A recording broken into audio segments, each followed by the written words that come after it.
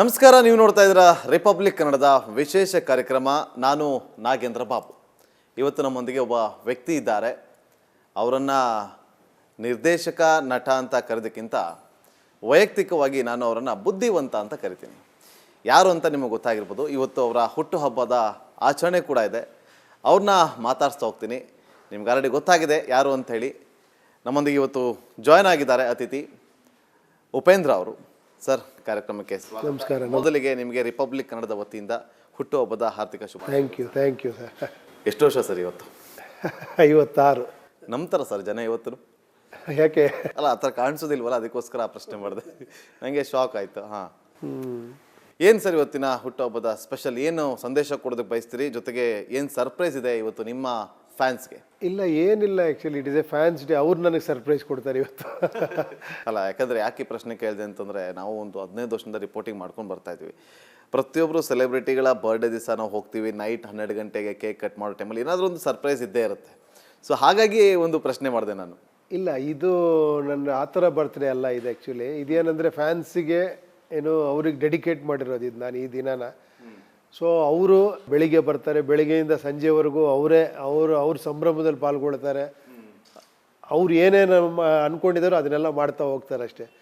ಬೇರೆ ಬೇರೆ ಥರ ಕೇಕ್ ತರ್ತಾರೆ, ಬೇರೆ ಬೇರೆ ಥರ ಏನೇನೋ ತರ್ತಾರೆ. ಅವ್ರದ್ದೇ ಆದೊಂದು ಇದು ಫೋಟೋಗಳು ತೆಗೆಸ್ಕೊತಾರೆ. ಸೊ ಈ ಥರದ ಸೆಲೆಬ್ರೇಷನ್ ಇದು. 56 ವರ್ಷದ ಈ ಒಂದು ನಿಮ್ಮ ಜೀವನದ ಜರ್ನಿಯಲ್ಲಿ ಒಮ್ಮೆ ಹಿಂದೆ ತಿರುಗಿ ನೋಡಿದಾಗ ಇಂಥ ಒಂದು ದಿನದ ಬರ್ಡೇ ನಾನು ಮರೆಯೋದಕ್ಕೆ ಆಗೋದೇ ಇಲ್ಲ ಅಂತ ಬಂದಾಗ ಯಾವತ್ತಿನ ದಿನದ ಬರ್ಡೇನ ನೀವು ನೆನಪಿಸ್ಕೊಳ್ತೀರಿ ಈ ಸೆಕೆಂಡಲ್ಲಿ? ಇಲ್ಲ, ಆ ಥರ ಇಲ್ಲ ನನಗೆ. ಆ ಥರ ಪ್ರತಿ ಬರ್ತ್ಡೇನೂ ಕೂಡ ಕಣ್ಮುಂದೆ ಬರೋದೇ ಇವರೇ, ಫ್ಯಾನ್ಸೇ. ಅದು ಹಂಗೆ ಆಗಿರೋದ್ರಿಂದ ಇಟ್ ಈಸ್ ಏನೋ ಒಂದು ಸ್ಪೆಷಲ್ಲು ಇದು ಅಂತಲ್ಲ. ಪ್ರತಿ ಬರ್ತ್ಡೇನೂ ಸ್ಪೆಷಲ್ಲೇ. ಅದು ಪ್ರತಿ ಬರ್ತ್ಡೇನೂ ನಾನು ಫ್ಯಾನ್ಸ್ ಡೇ ಅಂತ ಹೇಳ್ತೀನಿ. ಸೊ ಎವ್ರಿಥಿಂಗ್ ಈಸ್ ಸ್ಪೆಷಲ್ಲೇ ಆ ದಿನ. ಕಾಮರ್ಸ್ ಸ್ಟೂಡೆಂಟ್ ಆಗಿದ್ದಂಥ ಉಪೇಂದ್ರ ಅವ್ರಿಗೆ ಫಿಲಮ್ ಮೇಲೆ ಇಂಟ್ರೆಸ್ಟ್ ಬರುತ್ತೆ, ಫಿಲಮ್ ಫೀಲ್ಡ್ಗೆ ಎಂಟ್ರಿ ಆಗ್ತಾರೆ. ಕಾಮರ್ಸ್ ಸ್ಟೂಡೆಂಟ್ ಆಗೋ ಟೈಮಲ್ಲಿ ನಿಮಗೆ ಗೊತ್ತಿತ್ತಾ ನಾನು ಫಿಲಮ್ಗೆ ಹೋಗಬೇಕು ಅಂತೇಳಿ?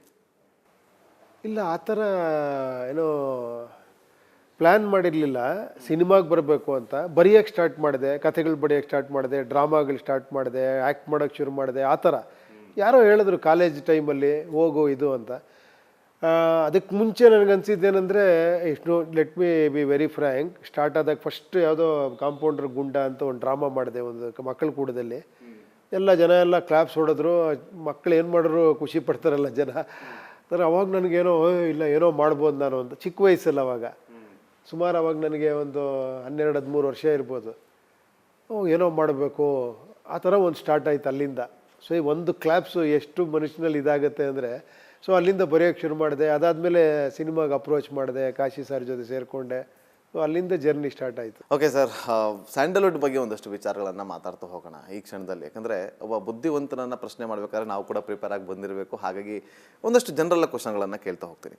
ಇವತ್ತಿನ ಸ್ಯಾಂಡಲ್ವುಡನ್ನು ಗಮನಿಸಿದ್ರೆ ಪ್ರತಿ ಶುಕ್ರವಾರ ಬಂತು ಅಂದರೆ ಸಾಕು, ಅಭಿಮಾನಿಗಳು ಥಿಯೇಟ್ರ್ ಮುಂದೆ ಕ್ಯೂ ನಿಲ್ತಾ ಇದ್ರು ಟಿಕೆಟನ್ನು ತೊಗೊಳಕ್ಕೆ ಅಂತೇಳಿ. ಆದರೆ ಇವತ್ತು ಥಿಯೇಟ್ರ್ ಮುಂದೆ ಕಟೌಟ್ಗಳಿಲ್ಲದೆ, ಸಿನಿಮಾಗಳಿಲ್ಲದೆ, ಇಲ್ಲೊಂದು ಕಡೆ ಖಾಲಿ ಖಾಲಿ ಹೊಡಿತಾ ಇದೆ ಅಂತ ಅನ್ಸಲ್ವಾ? ಇಲ್ಲ, ಆ ಥರ ಅಲ್ಲ. ನಾವು ಎಲ್ಲವನ್ನೂ ಎಲ್ಲ ರೀತಿಲೂ ಕರೆಕ್ಟಾಗಿ ಯೋಚನೆ ಮಾಡೋಕ್ಕೆ, ಜಸ್ಟ್ ಒಂದು ಹಂಗೆ ಯೋಚನೆ ಮಾಡೋಕ್ಕಲ್ಲ. ಫಸ್ಟು ಒಂದು ಸಿನಿಮಾಗಳು ಒಂದು 8 ಥಿಯೇಟ್ರ್ ರಿಲೀಸ್ ಆಗೋದು ಬ್ಯಾಂಗ್ಳೂರಲ್ಲಿ. ಇವತ್ತು 80 ಥಿಯೇಟ್ರ್ ರಿಲೀಸ್ ಆಗುತ್ತೆ, 200 ಥಿಯೇಟ್ರ್ ರಿಲೀಸ್ ಆಗುತ್ತೆ. ನಂಬರ್ ಆಫ್ ಸ್ಕ್ರೀನ್ಸ್ ಜಾಸ್ತಿ ಆಗಿದೆ, ಮಲ್ಟಿಪ್ಲೆಕ್ಸ್ ಅನ್ನೋ ಕಲ್ಚರ್ ಬಂದಿದೆ. ಸೊ ಈ ಥರ ಹಲವಾರು ಬದಲಾವಣೆ ಆಗಿದೆ ಇವಾಗ. ಫಸ್ಟು ಗಾಂಧಿನಗರದಲ್ಲಿ ಮೈನ್ ಥಿಯೇಟ್ರ್ ಅನ್ನೋ ಕಾನ್ಸೆಪ್ಟ್ ಇತ್ತು. ಇವಾಗ ಎಲ್ಲ ಏರಿಯಾದಲ್ಲೂ ಒಂದೊಂದು ಮೈನ್ ಥಿಯೇಟ್ರ್ ಇದೆ.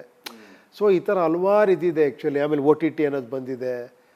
ಏನು ಹೇಳಿ, ಆ ಥರ ಹಲವಾರು ಚೇಂಜಸ್ಗಳಾದಾಗ 90s ಸಂದರ್ಭದ ಸಿನಿಮಾಗಳು, 2000 ಸಂದರ್ಭದ ಸಿನಿಮಾಗಳು, ನಿಮ್ಮ 1998 ನಿಮ್ಮ ಸಿನಿಮಾ ರಿಲೀಸ್ ಆದಂಥ ಸಂದರ್ಭಕ್ಕೂ ಈಗಿನ ಸಂದರ್ಭಕ್ಕೂ ಎಷ್ಟು ವ್ಯತ್ಯಾಸಗಳನ್ನು ಕಾಣ್ತಾ ಇದ್ದೀರಿ? ಇಲ್ಲ, ಖಂಡಿತ. ನೋಡಿ, ಅವಾಗ ನಿಮಗೆ ವಿಷುವಲ್ ಅಂತ ಇದ್ದಿದ್ದೇ ಸಿನಿಮಾ ಅಲ್ವಾ. ಎನಿ ವಿಷುವಲಲ್ಲಿ ಒಂದು ಚಿತ್ರ ಒಂದು ಏನೋ ನೋಡಬೇಕು ಅಂದರೆ ಏನು ಹೇಳಿ, ಅದರದ್ದೇನು ಬುಕ್ಸು, ಅದರದ್ದೇನು ಇದು ಒಂದು ವಿಡಿಯೋ ಅಲ್ಲಿ ನೋಡಬೇಕು ಅಂದರೆ ಸಿನಿಮಾ ಒಂದೇ ಇದ್ದಿದ್ದು. ಅದಾದ್ರ ಮೇಲೆ ಟಿ ವಿ ಬಂತು.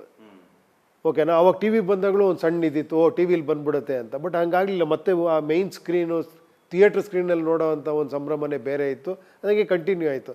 ಬಟ್ ಬರ್ತಾ ಬರ್ತಾ ಬರ್ತಾ ಏನಾಯಿತು, ಇವಾಗ ಮಲ್ಟಿಪ್ಲೆಕ್ಸ್ ಕಲ್ಚರ್ ಆಯಿತು, ನಂಬರ್ ಆಫ್ ಸ್ಕ್ರೀನ್ಸ್ಗಳು ಜಾಸ್ತಿ ಆಯಿತು. ಆಮೇಲೆ ಮೊಬೈಲ್ ಬಂತು, ಮೊಬೈಲಲ್ಲಿ ವೀಡಿಯೋಸ್ ಬಂತು, ಸೋಷಿಯಲ್ ಮೀಡಿಯಾ ಬಂತು, ಇನ್ಸ್ಟಾ, ಫೇಸ್ಬುಕ್ಕು, ಹಲವಾರು ಅದರೊಳಗೆ ಸಾವಿರಾರು ಕಂಟೆಂಟ್ಗಳು. ಇದಾದಾಗ ಈ ಬದಲಾವಣೆಗೆ ನಾವು ಹೊಂದ್ಕೊಳ್ಳೇಬೇಕು. Actually we cannot compare this time with that time. ಅವಾಗ ಹಿಂಗಿತ್ತು ಇವಾಗ ಹಂಗಿತ್ತು ಅಂತಲ್ಲ, ಇವಾಗ ಇನ್ನೊಂದು ರೀತಿ ಪ್ಲಸ್ ಆಗಿದೆ. ಇವತ್ತು ಫ್ಯಾನ್ಸ್ ಹೇಗಿರಬೇಕು ಅನ್ನೋದು ನಿಮ್ಮ ಒಂದು ಮನದಾಳದ ಮಾತನ್ನು ಹೇಳಿದ್ರೆ. ಇಲ್ಲ, ನಾವು ದೊಡ್ಡ ಮಾತದು ಫ್ಯಾನ್ಸ್ ಹೆಂಗಿರಬೇಕು ಅಂತ ಹೇಳೋ ಏನೋ ಅರ್ಹತೆ ನಮಗಿಲ್ಲ ಅಂತ ನಾನು ಹೇಳ್ತೀನಿ. ಆ್ಯಕ್ಚುಲಿ ನಾವು ಹೆಂಗಿರಬೇಕು ಅಂತ ಹೇಳ್ಬೋದು ಅಷ್ಟೇ, ಅದರಲ್ಲೂ ನಾನು ಹೆಂಗಿರಬೇಕು ಅಂತ ಹೇಳ್ಬೋದು ಅಷ್ಟೇ. ನಾನು ಫ್ಯಾನ್ಸ್ ಹಿಂಗಿರಬೇಕು ಅನ್ನೋದು ಅದು ತಪ್ಪಾಗತ್ತೆ ಆ್ಯಕ್ಚುಲಿ. ಬಿಕಾಸ್ ನಮ್ಗಿಂತ ದೊಡ್ಡ ಪ್ಲೇಸಲ್ಲಿರೋರು ಅವರು, ನಮಗೆ ಅನ್ನದಾತರು. ಆ್ಯಕ್ಚುಲಿ ನಮ್ಮನ್ನು ಬೆಳೆಸಿರೋರು ಅವರು, ನಮಗೆ ವಿಸಿಲ್ ಹೊಡೆದಿರೋರು, ನಮ್ಗೆ ಎನ್ಕರೇಜ್ ಮಾಡಿರೋರು. ಅವ್ರಿಗೆ ನಾನು ಹೆಂಗೆ ಹೇಳಲಿ? ನಾನು ಅವ್ರಿಗೋಸ್ಕರ ನಾನು ಬೇರೆ ಥರ ಬದುಕಬೇಕಷ್ಟೇ ಅಲ್ವಾ? ನಾನು ಹೆಂಗೆ ಇದ್ದರೆ ಬೆಟ್ರು, ನನ್ನ ಕೈಲಿ ಹೇಗೆ ಎಷ್ಟು ಸಾಧ್ಯ ಅವ್ರಿಗೆ ಕರೆಕ್ಟಾಗಿ ಇದು ಮಾಡೋದಕ್ಕೆ ಅನ್ನೋದಷ್ಟೇ ನಮ್ಮ ಕೆಲಸ. ಕಾಶಿನಾಥ್ ಅವರಿಂದ ಉಪೇಂದ್ರ ಅವರು ಕಲ್ತಿದ್ದು ಬಹಳ, ಆದರೆ ನಾನು ಒಂದಷ್ಟು ಮಿಸ್ ಮಾಡ್ಕೊಳ್ತೀನಿ ಅವರಿಂದ ಅಂತ ಹೇಳೋದಾದರೆ. ಯಾರಿಂದ? ಕಾಶಿ ಸರ್ ಅವರಿಂದ. ಇಲ್ಲ, ತುಂಬ ಆ್ಯಕ್ಚುಲಿ ಹಂಗೆ ನೋಡೋಕೆ ಹೋದರೆ ಅವರಿಂದ ತುಂಬ ಮಿಸ್ ಮಾಡ್ಕೊಂಡಿದ್ದು ನಾನು. ಆ್ಯಕ್ಚುಲಿ ಅವ್ರನ್ನೇ ಮಿಸ್ ಮಾಡ್ಕೊಂಡಿದ್ದು ಮೊದಲನೇದಾಗಿ ಹೇಳ್ಬೇಕಂದ್ರೆ. ಅಂಥ ಗುರು ಸಿಗೋದು ಭಾಳ ಕಷ್ಟ ಆ್ಯಕ್ಚುಲಿ. ಅದು ಯಾವ ಥರ ಗುರು ಅಂದರೆ ಹೇಳ್ಕೊಡೋ ಗುರು ಅವರು. ಏನು ಹೇಳಿ, ಹೇಳ್ಕೊಡೋ ಗುರು ಬೇರೆ, ಏನೂ ಹೇಳ್ಕೊಡಲ್ಲ ಅವರು, ಅದರಲ್ಲೇ ಕಲಿಬೇಕು ನೀವು. ಅದು ಬ್ಯೂಟಿ ಅವ್ರದ್ದು. ಅರ್ಥ ಆಯ್ತಾ? ತುಂಬ ಪ್ರಾಕ್ಟಿಕಲ್ ಆಗಿದ್ದಂಥ ಗುರು, ತುಂಬ ಹಾನೆಸ್ಟಾಗಿ ಮಾತಾಡ್ತಿದ್ದಂಥ ಗುರು. ನಾನು ಹಿಂಗೆ ಇರೋದು, ಇದೇ ಸತ್ಯ, ಇದೇ ಪ್ರಪಂಚ ಅಂತ ಹೇಳ್ಕೊಡ್ತಿದ್ದಂಥ ಗುರು.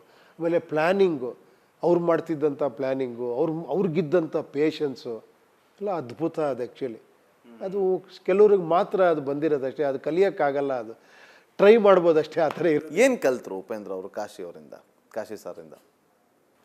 ಅಲ್ಲ, ಹೇಳಿದ್ನಲ್ಲ ನಾನು. ಆ್ಯಕ್ಚುಲಿ ಇವಾಗ ಒಂದು ಪ್ಲ್ಯಾನಿಂಗ್ ಇರ್ಬೋದು, ಸಿನಿಮಾ ಮೇಕಿಂಗ್, ಹಂಗೆ ನೋಡೋಕೆ ಪ್ರತಿಯೊಂದು ಅಲ್ಲಿಂದನೇ ಕಲ್ತಿದ್ದು ನಾನು. ಏನು ಹೇಳಿ, ABCD ಕಲ್ತಿದ್ದು ಅಲ್ಲಿಂದಾನೆ. ಕ್ಯಾಮ್ರಾ ಅಂದರೆ ನೋಡಿದ್ದೆ ಅಲ್ಲಿಂದ. ಹೇಗೆ ಕಾಂಟ್ಯಾಕ್ಟ್ ಆಯಿತು ಅವ್ರದ್ದು? ನೀವು ಫಸ್ಟ್ ನೋಡಿದ್ದು ಎಲ್ಲಿ, ಹೆಂಗೆ? ಇಲ್ಲ, ಆಗಲ್ಲ. ನಮಗೆ ಒಂದು ದೂರದ ಇದವರು, ನಮ್ಮದು ಕುಂದಾಪುರ, ಅವ್ರದ್ದು ಕುಂದಾಪುರ. ಯಾರ್ದೋ ಪರಿಚಯ, ನಮ್ಮ ತಾಯಿಗೆ ಯಾರ್ದೋ ಅವ್ರ ಪರಿಚಯ ಆಯಿತು. ಅವ್ರ ಅಣ್ಣನ ಮಿಸ್ಸಸ್ ಸುಮತಿ ಅಂತ ಅವರು. ಸೊ ಅವ್ರಿಗೆ ಹೇಳಿ ಆ್ಯಕ್ಚುಲಿ ಒಂದಿನ ಬರ್ತಾರೆ, ಆ್ಯಕ್ಚುಲಿ ಒಂದೇನೋ ಇದು ಮಾಡಿದಾರಂತೆ ಕತೆ ಅಂತ ಹೇಳಿಸಿ ಒಂದಿನ ಹೋದೆ. ಅವತ್ತು ಸಿಗಲಿಲ್ಲ, ಇನ್ನೊಂದ್ಸತಿ ಮತ್ತೆ ಹೋದೆ.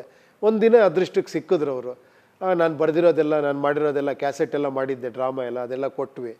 ಸೊ ಆಮೇಲೆ ಒಂದು 3-4 ದಿನ ಬಿಟ್ಕೊಂಡು ಹೋದಾಗ ಅದನ್ನು ಕೇಳಿದರು ನನ್ನ ಅದೃಷ್ಟಕ್ಕೆ. ಬಂದು ವರ್ಕ್ ಮಾಡಿ ಅಂದರು. ನಾನು ಕಾಲೇಜ್ ಓದ್ತಾ ಇದ್ದೆ. ಸರ್ ಕಾಲೇಜ್ ಮುಗಿಸ್ಕೊಂಡು ಫ್ರೀ ಇದ್ದಾಗೆಲ್ಲ ಬರ್ತೀನಿ ಅಂದೆ. ಆಯಿತು ಬಾ ಅಂದರು. ಅಲ್ಲಿಂದ ಸ್ಟಾರ್ಟ್ ಆಯಿತು. ಸರ್, ಇವತ್ತು ಪಕ್ಕದ ರಾಜ್ಯದ ಬಗ್ಗೆ ಮಾತಾಡಿದರೆ, ಕೇರಳದಲ್ಲಿ ಒಂದಷ್ಟು ವಿಚಾರಗಳು, ಅಲ್ಲಿನ ಕಾಲಿವುಡ್ ಬಗ್ಗೆ ದೊಡ್ಡ ಮಟ್ಟದಲ್ಲಿ ಚರ್ಚೆಗಳಾಗ್ತಾ ಇದೆ. ಸ್ಯಾಂಡಲ್ವುಡ್ನಲ್ಲೂ ಕೂಡ ಅದೇ ರೀತಿಯಾಗಿ ಒಂದು ಸಮಿತಿ ರಚನೆ ಆಗಬೇಕು ಅನ್ನೋ ಒಂದು ಕೂಗು ಕೇಳಿ ಬಂತು. ಇದ್ರ ಬಗ್ಗೆ ನಿಮ್ಮ ಪ್ರತಿಕ್ರಿಯೆ ಏನು?